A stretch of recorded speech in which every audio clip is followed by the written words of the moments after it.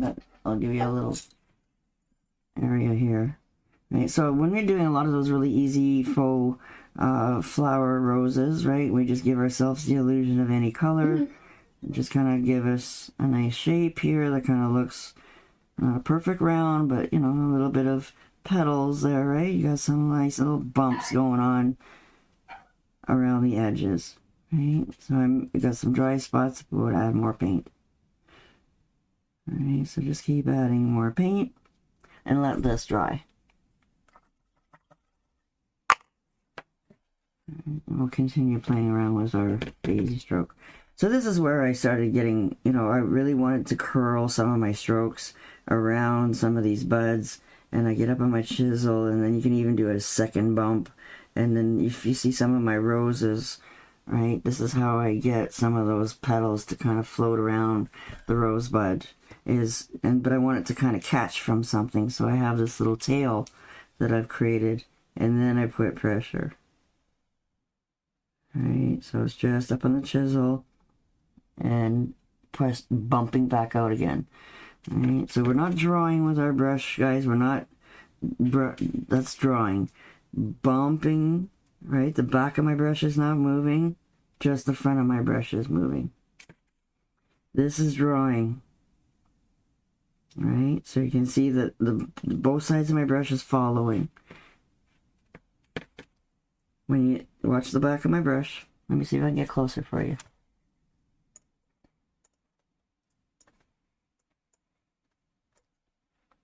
Right, so watch the back of my brush. It's not moving. Right, just the front gets bumped over. Right, bump. Right, so the more you can really start to bump your strokes, even in your wiggles, you're bumping it, putting pressure, right?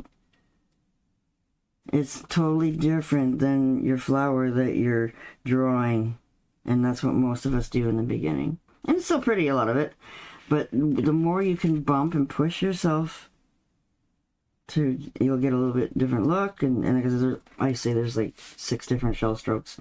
And it all just depends on the wiggle. Like you're going really, really fast, loopy, you know, what they're doing in their level 2. George has been doing on Donna's thing, right? You're going back, rocking that front. Right? So there's a lot of ways of playing around with that loopy thing too, right? So he's just going, you're drawing, right? That's just drawing. And then going in and then back. You see how the top of my brush is moving and the back isn't? So it's all about pressure.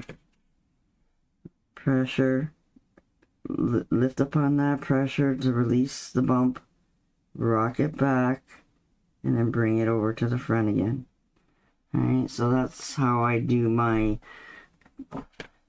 how I explain mine. Like, we're all trying to do the same stroke, but maybe we just come up with different ways of explaining it, right? But knowing the difference, too, of drawing and pressure and releasing it. So it's just the releasing, rocking it back, and then pressing it forward.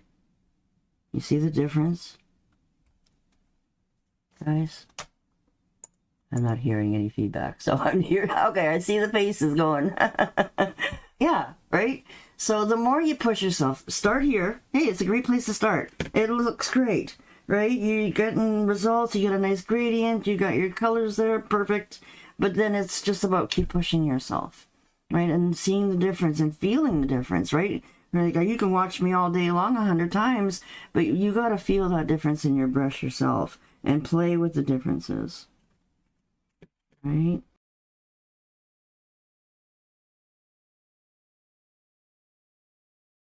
Right? And then the big thing, loose. Keep everybody paint loose. You can't paint loose until you feel comfortable and confident, and then you can really back up on your brush. And usually when you're painting loose, it's not like you're being messy, right? It's being able to back up on that brush and do it with not so close to, like, you're so rigid. And that's another part of loose painting, is usually done with long brushes. We're done like more oil painting styles, and they got their hand way back here to be able to paint loose. Right, so that makes a big difference too. Right, when you got your hand way back here, try it. Right, and then, so there's so many, I can't make the same rose twice. I really can't. But the main structure of it is basically, you know, your little dolphin noses. That's what I like to have, that little point there, so it looks like it's curving around it. Right, so a lot of times in the beginning we're just doing like that daisy stroke. And that's a great way to start. And then you push yourself to get it looking a little bit more, you know, fancy and stroke work. Like you actually did a little bit of pressure somewhere, right? That's way too much pressure. Right? Okay, let's get some of this green out of here. Right, so green and pink, they'll go nice together. It'll mute it down and be a little bit, oops, went the wrong way. Doesn't matter how long you've been painting, you still go and put your brush in upside down once in a while. Alright, and then I'm trying to get my gradient. What do I do? I'm getting like basket case face going on here today, getting excited.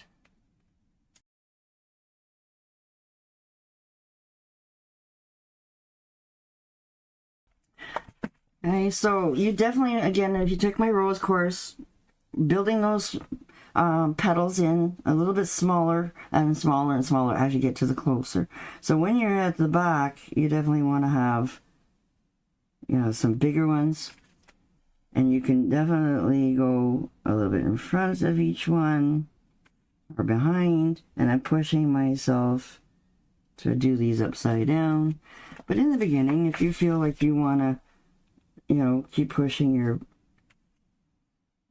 page around, right, so that you feel more confident, and definitely just keep doing that. Right, so you can go behind or you can go front. It depends on where you got more room. Right, so that's my dolphin nose. Right, then you're going to brick layer. So wherever you got two, you want to put another one. That's basically, you know, the trick of it, is being able to layer these a little bit, right? So I got a nice room here. I can always go back and forth, right, left, you know, there's no rhyme or reason. You're gonna get a different look with every one, right? So I'm going opposite, right? And to the back. And I didn't put pressure, I'd lost my gradient. So I'm gonna go over that again. Pull that in a little bit more.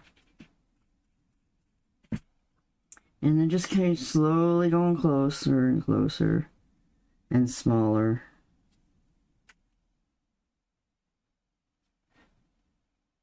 Right. See how the white is on the outside of my stroke every time? It's not just a daisy. Like if you're doing like little chisels, this is a base, very fun, easy one to do. It's just those ticks all the way around.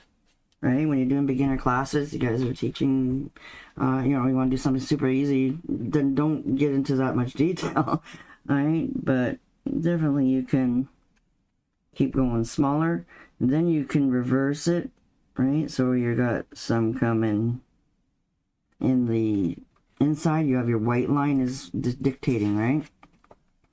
So now I want the white to be on the inside. And I'm running out of room. Right, so that gives it more of the peony style. And so depending on where that white follows. Right, which way are you putting pressure on? Does that help, you guys?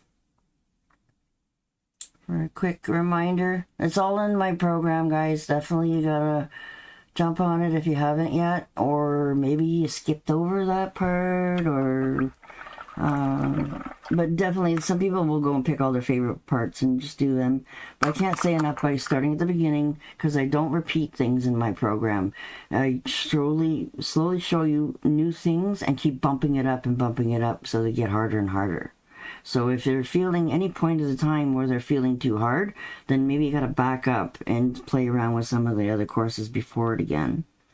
Right? And they're all tied into each other.